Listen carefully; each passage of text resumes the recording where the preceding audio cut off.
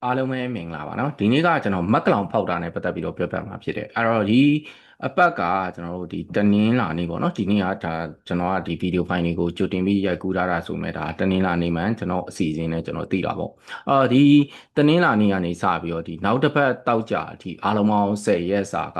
ကျွန်တော်တို့ဒီရိုးရယုံကြည်မှုတွေနဲ့ပတ်သက်ပြီးတော့ပြောပြမှာဖြစ်တယ်ရိုးရယုံကြည်မှုဆိုတာရှိသမျှရိုးရယုံကြည်မှုတွေအကုန်လုံးတော့ဘလို့မှပြောလို့လည်းမရဘူးဖြစ်လည်းမဖြစ်နိုင်ဘူးအဲ့ခါကျတော့ကျွန်တော်ကျမ်းမာရေးနဲ့ပတ်သက်တဲ့တချို့ယုံကြည်မှုလေးတွေကဘာတွေပေါ်မူတည်ပြီးတော့သူတို့ယုံကြည်ခဲ့ကြတယ်အဲ့ဒါနဲ့ပတ်သက်ပြီးတော့ဘာတွေကမှန်ပြီးတော့ဘာတွေကမှားတာလဲပေါ့နော်အမြဲတမ်းမှားတာကြီးပ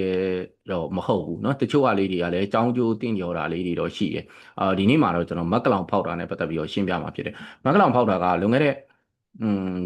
နှစ်9နှစ်လောက်ကကျွန်တော်စေကံမှာကြုံဘူးတယ်တယောက်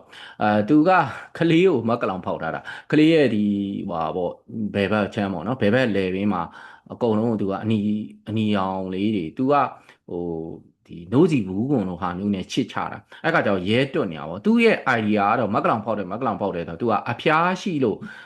ကိုပူကြောက်အောင်လုပ်ပေးတာအဲ့တော့ဒီမှာမက်ကလောင်ဖောက်တာကအကျိုးကျေးဇူးရှိလားဆိုတဲ့မေးခွန်းကိုဖြေရမယ်သူအကျိုးကျေးဇူးမရှိပါဘူးเนาะအခက်မသိရင်သူကပိုးတောင်ဝင်နိုင်သေးတယ်ဒီမက်ကလောင်ဖောက်ရကနေပြီးတော့ဒီနိုးစီဘူးကွန်လိုဟာမျိုးနဲ့တွားပြီးတော့ဒီအရေးပြားကိုကလေးရေးပြားကိုဒီလိုတွားချစ်တဲ့ခါကျတော့ကလေးရဲ့ level ကြီးကရဲတွတ်လာအောင်သူက idea ဘယ်လိုလဲဆိုတော့အဲ့လိုချစ်ချလိုက်ရင်သူကအပူတွေထွက်သွားမယ်ပေါ့အဲ့တော့ဖျားတယ်ဆိုတာကလည်းခန္ဓာကိုယ်ကကြစ်တော့ပူနေတာအဲ့ခါကျတော့အပူထွက်အောင်လုပ်တယ်ဆိုတဲ့လှုပ်ဆောင်မှုပေါ့သူတို့ဘာသာသူတို့စဉ်းစားရင်တော့မှန်တယ်လို့ပဲအမှန်တော့မှားတယ်နော်အဲ့တော့ကျွန်တော်ဘာဖြစ်လို့လဲဆိုတာကိုကျွန်တော်နည်းနည်းပြောပြမယ်အဲ့တော့ဖျားတယ်ဆိုတာကလူတွေဖျားတယ်ဆိုတာမျိုးစုံဖြစ်နိုင်တယ်ဘက်တီးရီးယားပိုးဝင်လို့ဖျားတာဖြစ်နိုင်တယ်ဗိုင်းရပ်ပိုးဝင်လို့ဖျားတာဖြစ်နိုင်တယ်ဘက်တီးရီးယားပိုးဝင်လို့ဖျားတာဆိုကျွန်တော်တို့ကပိုးသက်စီပြီးတော့ကုရမယ်ဗိုင်းရပ်ပိုးဝင်လို့ဖျားတာဆိုလို့ရှိရင်တော့များသောအားဖြင့်တော့ဒီတုပ်ကွေးလိုဟာမျိုးဆိုလို့ရှိရင်တော့ကလေးဘဝမှာဖြစ်လဲဖြစ်တတ်တယ်ဖြစ်လဲဖြစ်လေရှိတယ်ယောဂကြီးကြီးမားမားဆိုးဆိုးဝါးမဟုတ်ဘူးတို့တွေးလွန်တုပ်ကွေးလိုဟာမျိုးမဟုတ်ဘူး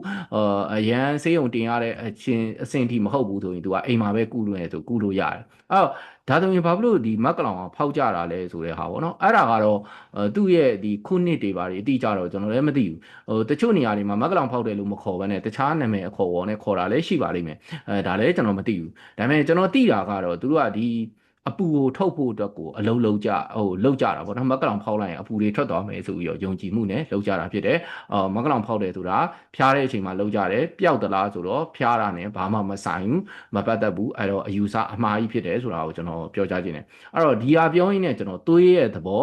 ဒီအပူထုတ်တဲ့သဘောလေးကိုကျွန်တော်အနေနဲ့အချင်းရှင်းပြမယ်ကျွန်တော်ခန္ဓာကိုယ်ထဲမှာသွေးကြောတွေရှိတယ်သွေးကြောတွေမှာသူသွေးနီဦးသွေးဖြူဦးသွေးဦးမွားရှိတယ်အဲ့တော့သွေးရဲ့သဘောကသူကဒီတချို့ကကလေးလေးတွေကဖျားတဲ့အခါကျရင်အရေပြားမှာအနီဆက်တွေထွက်တာတွေ့လိမ့်မယ်အဲ့ဒါကိုကျွန်တော်တို့ကဟိုပါပေါ့ tropical disease လို့ခေါ်တယ် tropical disease တော့အပူပိုင်းဆုံးဒေသတွေမှာဖြစ်တဲ့အဖျားယောဂါတွေတော်တော်များများအဲ့လိုမျိုးဖျားတာနဲ့တူတူကလေးလေးတွေမှာအနီကွက်တွေထွက်တာမျိုးနဲ့တွေ့ရတတ်တယ်တော်တော်ဖြစ်များတယ်သွေးလွန်တုပ်ကွေးဆိုရင်လည်းအဲ့လိုပုံစံနဲ့တွေ့ရမယ်နောက်ဘာရှိအောင်လဲနောက်တခြားပေါ့နော်တခြားဖျားတဲ့ကိစ္စတွေမှာလည်းအဲ့လိုပဲအရေးပြားမှာအနီကွက်ကွက်တွေထွက်တာမျိုးတွေ့ရတတ်တယ်အဲ့ဒါက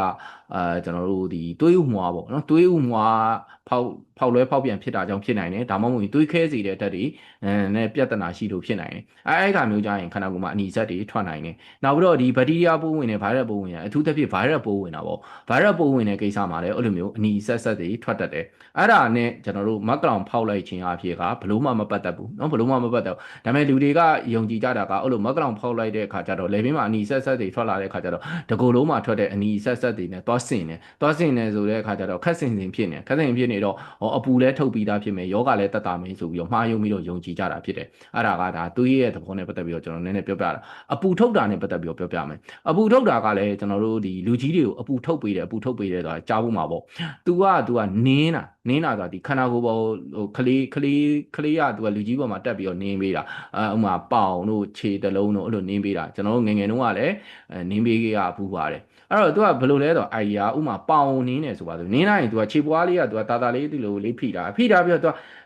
စက္ကန့်30လောက်ဖိတာပြီးတော့ဖြည်းဖြည်းချင်းပြန်လှုပ်လိုက်တဲ့ခါကျတော့ဒီသွေးကပြန်ပြီးတော့စီးဆင်းသွားတယ်အဲ့ခါကျတော့တကူလုံးက तू ကခြေထောက်တွေကပူရှိန်ပြီးတော့ကြံခဲ့တယ်အဲ့ဒါကို तू ကလူကြီးတွေကအပူထုတ်တယ်ဆိုပြီးခေါ်တာဒါကတော့သူ့သဘောတရားအဖြစ်တော့ तू ကဒီ သွေးပြန်ကြောပေါ့နော်သွေးပြန်ကြောကိုပိတ်လိုက်တယ်ပိတ်လိုက်ပြီးတော့သူကပြန်ပြီးတော့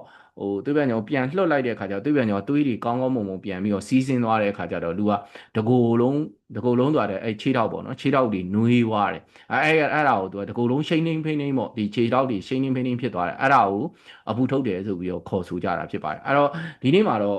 ကျွန်တော်ပြောတာလည်းနည်းနည်းလေးရှုပ်သွားမှလည်းဆိုတယ်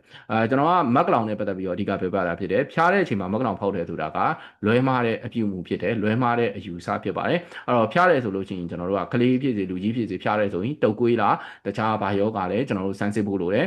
အနေချင်းတော့တခြားလက္ခဏာတွေနဲ့တွဲပြီးတော့တွေ့ရမှာပဲအဲ့တော့ဖျားတာတစ်ခုတည်းနေမကဘူးကြံတဲ့လက္ခဏာတွေကိုကြည့်ပြီးတော့ကျွန်တော်တို့ကဒါကသွေးလွန်တုပ်ကွေးဖြစ်နိုင်တယ်ဒါကတော့စင်တုပ်ကွေးဖြစ်နိုင်တယ်ဒါကတော့တခြားပေါ့နော်တခြားယောဂါပိုးတွေဖြစ်နေနိုင်တယ်ဘက်တီးရီးယားလားဗိုင်းရပ်လားအဲ့လိုမျိုးနှိုင်းရှင်ချိန်စမယ်အဲ့တော့တကယ်လို့ဒါဘက်တီးရီးယားပိုးဖြစ်ခဲ့တယ်ဆိုရင်ပိုးသက်ဆေးပေးဖို့အတွက်လိုအပ်တယ်အဲ့ခါကျရင်ဆေးရုံဆေးကံကိုသွားဖို့မဖြစ်မနေသွားပြီးတော့ကုသမှုခံယူဖို့လိုအပ်တယ်ဗိုင်းရပ်ဆိုလို့ရှိရင်တော့လေသူ့ရဲ့ယောဂအတိမ်နဲ့အတိုးလျှော့ကိုကြည့်ပြီးတော့စေုံစေကံပြဖို့လိုအပ်တာလည်းဖြစ်နိုင်တယ်စေုံစေကံပြစရာမလိုဘဲနဲ့သူ့အနေနဲ့သူပြန်ပြီးတော့ကောင်းသွားနိုင်တယ်အေးမီတုပ်ကွေးလိုဟာမျိုးလည်းဖြစ်နိုင်တယ်အဲ့ခါကျတော့ကျွန်တော်အနေနဲ့ညီကုန်းချုပ်ပြောချင်တာကတော့ဒီမက်ကလောင်ဖောက်တယ်ဆိုတာကဒါကလူတွေကြားထဲမှာမှားယွင်းပြီးတော့ယုံကြည်ကြတာဖြစ်တယ်မက်ကလောင်ဖောက်လိုက်လို့အပူကျသွားမယ်ဆိုတာမဟုတ်တယ်လို့မက်ကလောင်ဖောက်လိုက်တဲ့အခါကျရင်ဘေးထွက်ဆိုးကျိုးအနေနဲ့ပြင်းထန်တဲ့ဘေးထွက်ဆိုးကျိုးအနေနဲ့ပိုးတွေဝင်နိုင်ခြေရှိတယ်ဆိုတာကိုပြောရင်းနဲ့ပဲဗီဒီယိုဖိုင်လေးကိုအဆုံးသတ်လိုက်ပါတယ်ကျွန်တော်မနေ့ပြန်မှာမနေ့ပြန်မှာကျွန်တော်ဟိုဟာအကြောင်းပြောမယ်နော်အိတ်ဆေးကဆွဲလန်းစေသလားဆိုတဲ့ခေါင်းစဉ်လေးနဲ့ကျွန်တော်ပြောမှာဖြစ်တဲ့ကြောင့်မနေ့ပြန်ကတော့အိတ်ဆေးအကြောင်းသိရမှာပေါ့နော်အဲ့တော့ဗီဒီယိုဖိုင်လေးကိုတော့ကျွန်တော်ဒီလောက်နဲ့အဆုံးသတ်လိုက်တယ်ဗီဒီယိုဖိုင်လေးကနေပြီးတော့ကိုယ့်အတွက်အသိပညာဘဟုတုတလေးတွေရသွားမယ်ဆိုရင်ဗီဒီယိုဖိုင်လေးကို like share subscribe လေးပြုလုပ်ပေးပါအောင်နော်subscribe ဆိုလို့ကျွန်တော်ရဲ့ YouTube channel တခုလည်းပြတ်သွားပြန်ပါပြီနော်အဲ့တော့ကျွန်တော် YouTube တွေခဏခဏပြတ်နေတာအခုဆို10ခုကျော်သွားပြီနော်တပေးပေးနဲ့စံချိန်ကျိုးတော့မှာပေါ့လေ YouTube channel နောက်ထပ်တစ်ခုတော့ဖွင့်ဖို့တော့စီစဉ်ထားပါတယ်เนาะဒါတွေကတော့စကားဆက်လို့ပြောရတာပေါ့လေ YouTube channel မှာအစ်စ်မှာတင်လို့ရတယ်ဆိုတော့ဒီဗီဒီယိုဖိုင်လေးကိုတင်ပေးမှာဖြစ်ပါတယ်ကျွန်တော် YouTube channel link YouTube channel အစ်စ်က link လေးကိုလည်းကျွန်တော်ဒီဗီဒီယိုဖိုင်ရဲ့အောက်မှာcomment နေရာမှာထားပေးမှာဖြစ်ပါတယ်เนาะကျေးဇူးတင်ပါတယ်